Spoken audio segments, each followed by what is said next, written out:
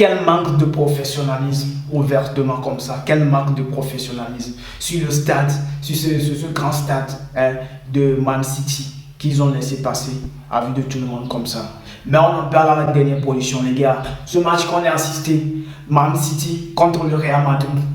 Honnêtement, le Real a mal joué du début du match jusqu'à la fin du match. Quand même qu'à l'interview, Bellingham qui disait qu'ils ont bien joué, et quand même qu'ils ont raté beaucoup d'occasions, mais ils ont bien joué. Moi, honnêtement, si je vais être honnête avec tout le monde sur ce match, le Real a très mal joué. Il a très mal joué.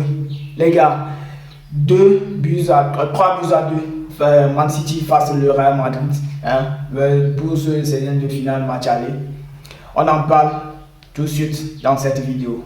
Les gars, pour ce match, ce qu'on peut parler du début de ce match, c'est que la construction du jeu du Real Madrid, au début, c'était très médiocre. C'était très médiocre. On n'a rien vu de bon, on n'a rien vu d'un jeu collectif, d'un jeu de construction qui peut aboutir à quelque chose, qu'on peut espérer gagner ce match.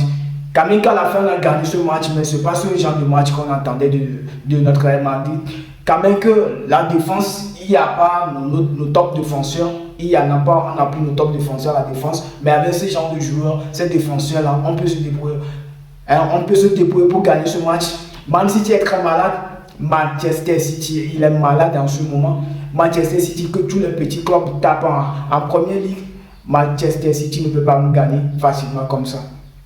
Moi, à la défense, le premier but qu'on a encaissé, je ne sais pas ce qui s'est passé. Mais Tchouaméni qui a laissé Erling Haaland, vu la première passe qu'on lui a fait, il a laissé Erling Haaland partir. Grealish a fini l'action, il était devant Grealish comme ça, lui laisser finir son action. Raúl Asensio, il était entre deux attaquants, il peut faire quoi? Passe le B, poitrine de Guardiola pour Erling Haaland et qui a fini le ballon qui a fini dans le filet. Le premier but. Moi, ça ne m'étonne pas. Le but qu'on a marqué, quand même que Kylian Mbappé qui a marqué comme à la finale de la Coupe du Monde face à l'Argentine, quand même qui voulait marquer encore ce but, mais qui a marqué avec son tibia, quand même c'était joli. Quand on a marqué ce but, moi j'ai retrouvé de l'espoir que le Real pouvait faire quelque chose de concret. Mais je ne sais pas ce qui s'est passé encore sur ce foot-là, cette faute plutôt de Dani Ceballos, transformé par Erling Haaland encore. Quand ils ont marqué ce second but, quand même que je sais que le Real peut faire des remontades, mais franchement, moi j'avais perdu de l'espoir. J'avais totalement perdu de l'espoir. Parce que le jeu même ce que nous donnent les joueurs sur le terrain, c'est pas motivant. C'est pas encourageant de suivre encore ce match, mais quand même que je me disais que c'est le Real Madrid qui peut se réveiller. Comment on peut laisser cette équipe de Man City un grand temps comme ça pour étudier leur jeu? Man City n'est pas un petit club, Man City n'est pas une petite équipe à analyser comme ça. Man City est un grand club. Moi, Man City, il n'arrive pas à gérer les jeux agressifs. C'est ça qu'on a manqué dans ce match. L'agressivité, ils ont marqué l'agressivité, le principe. Si on mène un jeu agressif, un jeu de principe, je ne suis pas sûr que Man City pouvait marquer autant de buts comme ça jusqu'à aller à 2. On pouvait encaisser un but, mais marquer 2 buts dans cet intervalle, c'est trop. C'est trop. Marquer 2 buts dans cet intervalle, c'est trop. C'est trop. On a raté énormément d'occasions. La première mi-temps, malgré qu'on faisait des jeux médiocres, Vinicius a raté. Et Kylian Mbappé 2 ou 3 buts comme ça. Rodrigo aussi a marqué. Moi, l'erreur des attaquants du Real Madrid actuellement, c'est qu'ils n'arrivent même pas à tirer des frappes de l'un. Oui. Ils n'arrivent même pas à tirer des frappes de l'un. Ils savent, les équipes qu'on raconte, ils savent que le Real Madrid n'arrive pas à jouer face à un bloc offensif, à un bloc défensif. C'est pourquoi ils ont fait un bloc. Parce qu'ils savaient qu'on jouait un jeu collectif jusqu'à arriver à la surface avant de marquer. Déposez-moi Cristiano Ronaldo à l'aile gauche. Mon gars, au-delà de la surface même, il te sort un frappe de nulle part.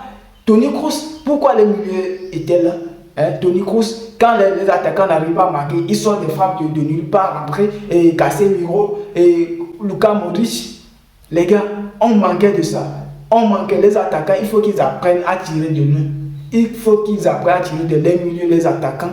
Il faut qu'ils apprennent à tirer de l'un. On a manqué de ça.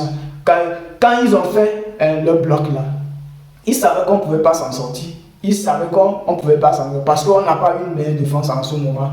Il se basait sur le contre-attaque. Il se basait sur le contre-attaque.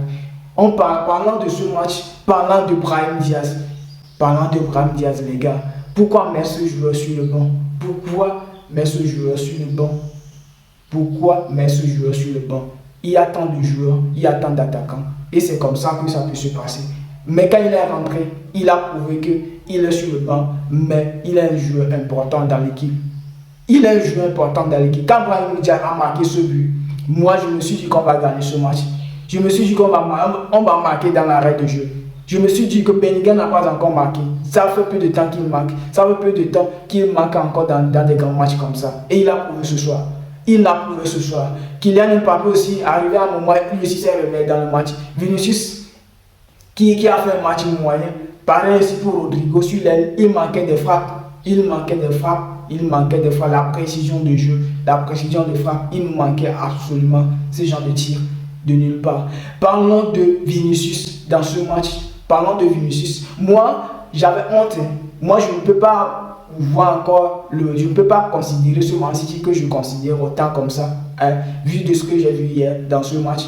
Comment la fédération de Man City pouvait laisser les supporters, hein, laisser ce banderole là comme ça, cette banderole là comme ça. Qu'est-ce qu'ils ont écrit sur les banderoles? Vinicius arrête de prônerie, hein, sur le ballon d'or, sur une photo de Rodri, hein, qui fait un petit bisou au ballon d'or. Les gars, c'est honteux, c'est honteux, c'est très honteux de la part des Citizens. C'est très honteux. C'est très honteux qu'on pouvait laisser une humiliation ouvertement comme ça à grande ouverte. C'est très honteux. C'est le football. On ne peut pas déstabiliser un joueur comme ça dans un match comme ça ouvertement. C'est très honteux. C'est quel manque de professionnalisme. C'est quel manque de professionnalisme. Quand même, moi, au début, même à l'entrée du stade, à l'entrée du vestiaire, ils ont fait une affiche comme ça, pareil. Et sur les tribunes, pareil. Quel manque de professionnalisme. C'était pas top, hein. C'était pas top ce que les Citizens ont fait. Ils ont fait dans ce match. C'était pas top. C'était très ridiculisant. Quand même que Dieu était là. Si tu te soumets, la grandeur du ciel te retrouvera. Vinicius, quand il a vu ça, il s'est dit que c'est ça même qui lui a donné une motivation. Et qu'est-ce qu'il a fait encore dans ce match? Il a joué ce match. Et il a remporté l'homme du match. Il a remporté l'homme du match pour leur prouver qu'il est le meilleur joueur du monde actuellement, 2024, 2025. Et il sera toujours tant qu'il va se donner à fond. Moi, je craignais que Vinicius va se déstabiliser, dire n'importe quoi comme il le faisait auparavant. Mais il a fait preuve de grandeur dans ce match. Vinicius, félicitations à toi. Raúl Asensio dans ce match, les gars. Raúl Asensio, pour moi, je le classe dans les top défenseurs actuellement au monde parce qu'il n'a pas de taille, il n'a pas la taille. C'est un défenseur qui sort de l'équipe B pour monter à l'équipe A, mais ce qu'il nous donne, sans crainte. Sans crainte. Mais Raúl Asensio, on savait que tu es sans crainte, mais avant pour le jeu, il faut demander à Rudiger d'abord.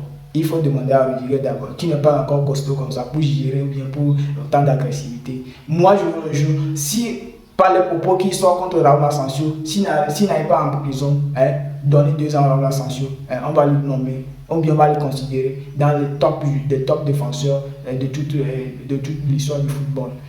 Les gars, c'est ce que j'ai vu de ce match. C'est ce qu'on a vu de ce match. On a manqué beaucoup de choses dans ce match.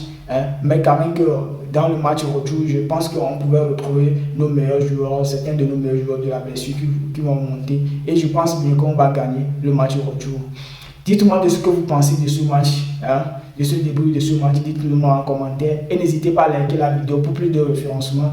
Et n'hésitez pas à partager cette vidéo et partager cette vidéo avec vos partenaires. Merci.